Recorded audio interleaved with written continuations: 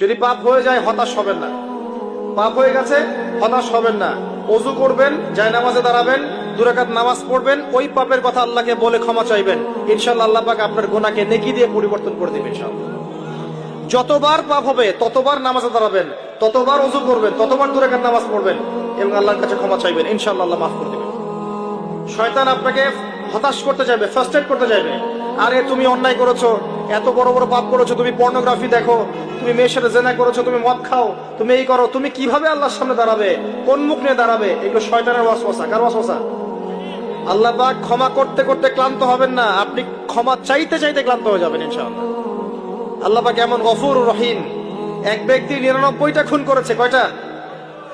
99টা খুন করে এক আলেমের কাছে গিয়ে বলেছে যে আমার কি তওবা হবে? সে বলেছে না, তওবা হবে না। সে বলেছে কি তওবা হবে না। সে আলেম ছিল না, সে আবেদ ছিল। আবেদ মানে ইবাদত করতে বেশি বেশি, খুব বেশি জ্ঞান ছিল না। আমাদের মতো আমরা কিন্তু ইবাদত বেশি করি, জ্ঞান খুব কম। তো সে ছিল আবেদ, সে বলেছে না তওবা হবে না। তো ও বেটারেও কোপ দিয়ে 100টা খুন করে ফেলেছে, 100 ফিলাপ।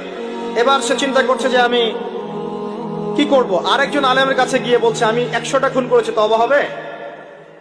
এই আলেম সত্যিকারের আলেম ছিলেন, তিনি বলেন হ্যাঁ তওবা হবে, তুমি ইস্তেগফার করো এবং এই এলাকা থেকে চলে যাও, অন্য এলাকায় গিয়ে থাকো, অন্য একটা এলাকায় গিয়ে থাকো, এখানে তোমার স্মৃতি জড়িত আছে, অন্য জায়গায় হিজরত করে গিয়ে থাকো। তো সে ব্যক্তি চলে গেল, যাওয়ার পথে তার মৃত্যু হয়ে গেছে।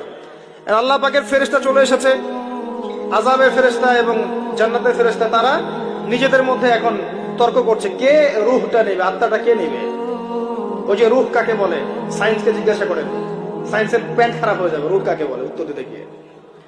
এখন আল্লাহ পাক এই বান্দাকে মাফ করতে চাচ্ছেন, তিনি কি করলেন? আল্লাহ পাক কৌশল করলেন। তিনি বললেন জমিনটা মেপে দেখো, ফেরেশতারা তোমরা জমিন মেপে দেখো, সে যেখান থেকে বের হয়েছে সেখানকার দূরত্ব বেশি না যেখানে যাচ্ছিল ওখানকার দূরত্ব বেশি। এবং আল্লাহ পাক জমিনকে আদেশ করলেন এই জমিন তুমি লম্বা হয়ে যাও। জমিন আল্লাহর আদেশ শোনে না? এই পাহাড় আল্লাহর আদেশ শোনে না? শোনে। পাহাড়ে যা হচ্ছে, আল্লাহ রাব্বুল আলামিনের গজব চলে আসলে এই পাহাড় দেখবেন মানুষের উপর গজব ফেলবে ইনশাআল্লাহ তাআলা। সমুদ্রের কিনারে যা হচ্ছে আমরা দেখে আসলাম যে নগ্নতা, অশ্লীলতা চলছে, যেমন আল্লাহ পাকের গজব